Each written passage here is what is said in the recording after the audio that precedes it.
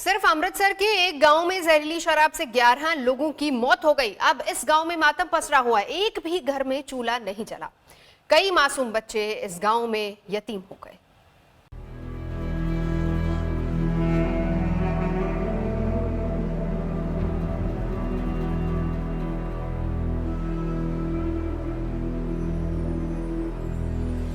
अमृतसर के मुच्छल गांव में जहरीली शराब ने कई घरों को ऐसा दर्द दिया है जिसकी भरपाई ताउम्र नहीं हो पाएगी। इस मासूम को देखिए जो अपने पिता की फोटो गोद में लेकर बैठी है। जोगवीर सिंह के बेटा बेटी को शायद पता नहीं कि उनके सिर से पिता का साया हमेशा के लिए उठ चुका है। जोगवीर की पत्नी विकलांग है और घर में अब कमाने वाला कोई नहीं। एक ही गांव में अवैध शराब की वजह से 11 लोग काल के कपाल में समा गए हैं।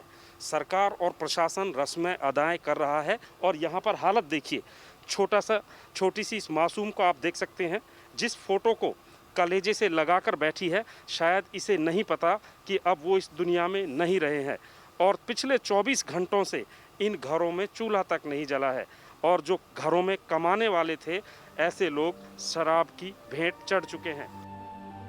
मुच्छल गांव के कई घरों में ऐसा ही मातम है। 24 घंटे से यहाँ किसी घर में चूल्हा नहीं जला। लोग गांव की चौपाल पर जमा हैं। हर घर में या तो किसी ने जान गंवाई है या फिर कोई अस्पताल में दाखिल है। घरों में सन्नाटा है। गांव की चौपाल पर ही कहने भर को कुछ खाना बन रहा है। जहरीली शराब से इस गांव के 11 लोगों की मौत हो चुकी है। ये खाना कितने लोगों के लिए बना रहे हैं आप? ये खाना देखो कि पता नहीं 150-200 बंदा खा सकता जी, 300 बंदा खा सकता। तो गांव में किसी के घर खाना नहीं बन रहा है? नहीं बन रहे सोने ये जिन इन्ना होया नहीं बनाना ना जी।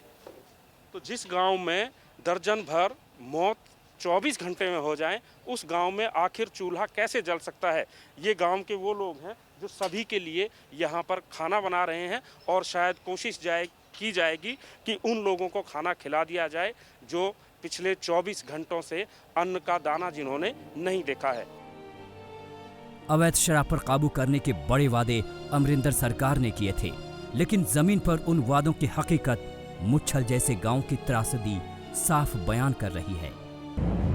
कैप्टन अमरिंदर सिंह ने मुख्यमंत्री बनने से पहले गुटका साहब हाथ में लेके सौगंध खाई थी कि सरकार बनते ही पंजाब से नशे का खात्मा कर दूंगा। लेकिन हालत क्या है?